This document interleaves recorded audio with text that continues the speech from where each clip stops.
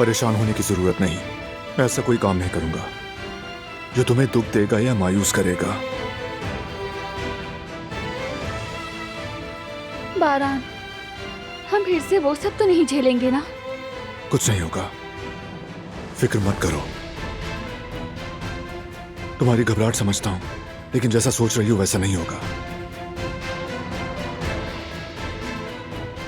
इस वक्त हमारी तरजीह यही फाइल है। यानी तुम कोई पागलपन नहीं करोगे? नहीं करूंगा। वैसे भी उस गद्दार को जेल जाना होगा। अगर ना गया तो आकिफ ने कहा है कि बगैर हिरासत के मुकदमा चलेगा। अगर वो बाहर रहा तो तुम्हें उकसा भी सकता है। अगर खुद पर काबू ना रख सके तो क्या होगा बारान? कुछ नहीं होगा ऐसा। जेल जाएगा वो। उससे आजाद घूमने की इजाजत नहीं दे सकता मैं।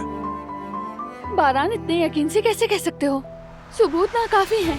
अगर वो मुजरिम साबित ना हुआ